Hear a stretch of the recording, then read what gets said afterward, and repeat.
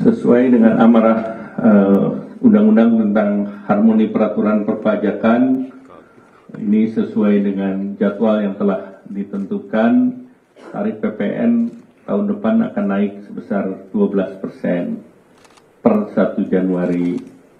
Namun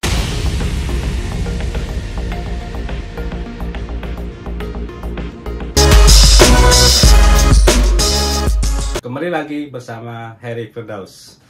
Kemarin pemerintah secara resmi mengumumkan kenaikan tarif PPN menjadi 12% yang akan berlaku pada 1 Januari. Pengumuman ini langsung dipimpin oleh Menko Perekonomian Airlangga Hartarto, didampingi oleh Bu Sri Mulyani dan yang lainnya.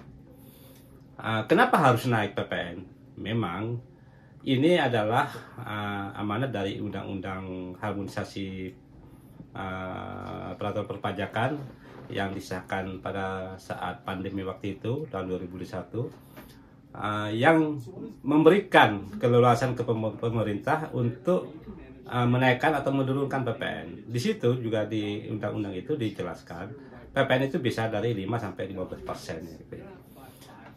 Tapi dalam kondisi sekarang memang kenaikan PPN ini menjadi polemik ya, di saat ekonomi kita masih belum stabil dan kelas menengah kita memang saat ini juga belum stabil. Karena apa? Karena kelas menengah kita ini saat ini masih belum cukup kuat. Artinya kalau kelas menengah yang di level bawah itu terbebani lagi yang tinggi, dia akan terancam masuk ke level kelompok rentan untuk jadi miskin.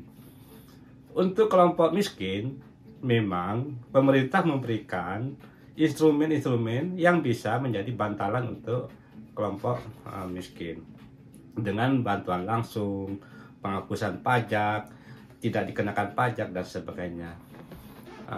Itu bisa dilakukan oleh pemerintah dengan berbagai macam program, bansos, hibah, bantuan makanan dan sebagainya.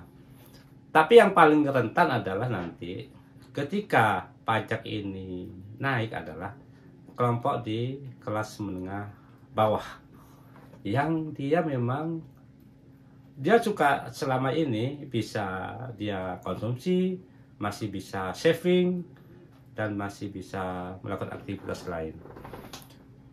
Namun demikian ketika harga-harga naik, pasti dia akan berpikir ulang apakah dia akan belanja lagi, atau dia saving, atau dia menghentikan atau mengurangi. Ini jadi problem. Akhirnya konsumsi dari mereka akan berkurang, sehingga juga akan berpengaruh terhadap perekonomian secara keseluruhan.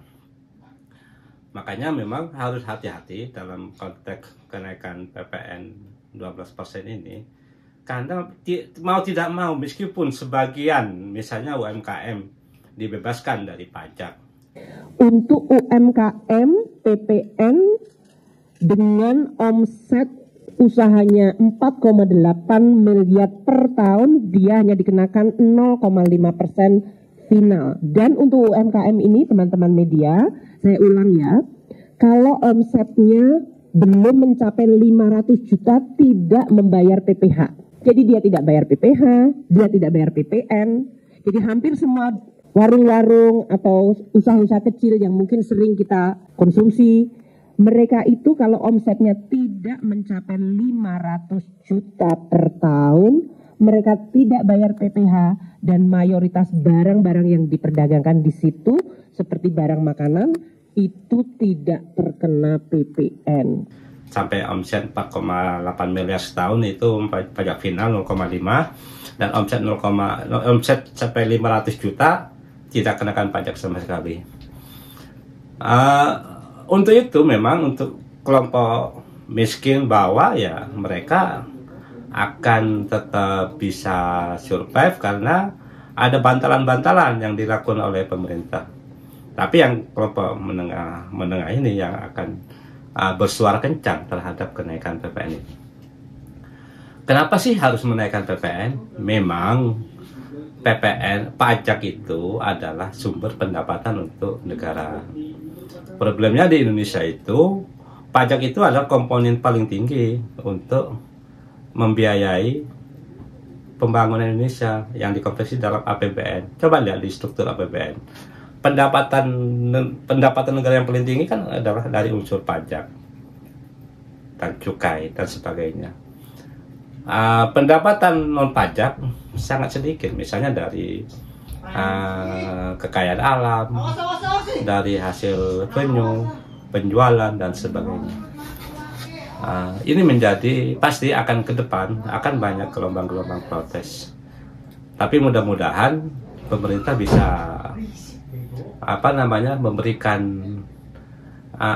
alternatif solusi apa yang bisa dilakukan untuk membuat semuanya bisa berjalan. Artinya pemerintah bisa mendapatkan pendapatan untuk menambal menambal defisit dari APBN, dan sisi lain masyarakat tidak terbebani. Ada ide misalnya menaikkan pajak untuk orang super kaya. 1% orang Indonesia yang super kaya dinaikin pajaknya, dari sana bisa berapa triliun sebenarnya dapatnya. Atau dari alternatif pendapatan yang lain, misalnya dari sawit atau lingkungan, trade karbon dan sebagainya. Itu mungkin opini saya malam ini. Terima kasih. Assalamualaikum warahmatullahi wabarakatuh.